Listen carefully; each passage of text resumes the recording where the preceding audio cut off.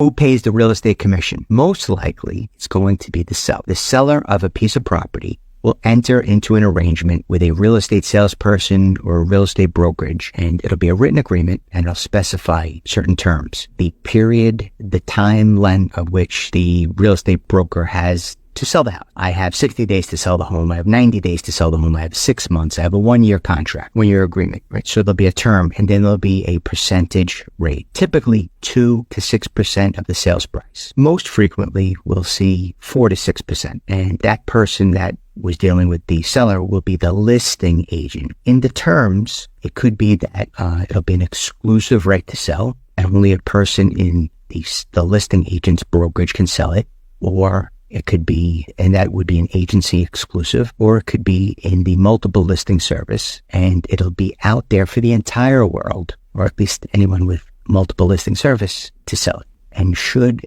a buyer's agent or an agent that has a buyer with them, that person will split the commission. So if it was 6%, 3% to the listing agent, 3% to the selling agent. And if it's 4%, right, 2 and 2. The lower the commission, in many ways better for the seller, but the lower the commission, it doesn't invite other realtors to have an interest in bringing their qualified buyers. So if the total commission is 3% or 4% and it can't be split, or the listing agent kind of puts a limit on what could be split, well, a buyer with a buyer's agent with a qualified buyer that can pay up to, 1.3 million, 1.5 million. They have 300,000 in the bank. They're great credit and salary history. Well, that buyer may bring them to different properties.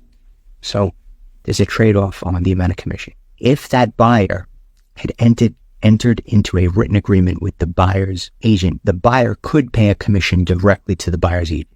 Most frequently, here in New York City, in Queens, in Brooklyn, in Nassau County, in Westchester, where I mainly deal, I don't see buyers paying commission directly to the buyer's broker. I just don't see it. Probably exists. People are probably doing it. I see listing agents and then buyer's brokers coming in and splitting the one commission fee. So splitting the percentage amount, splitting it into two. If you have any questions about real property, reach out. Take a look at the blog, take a look at the videos and the website, frankbrunolaw.com.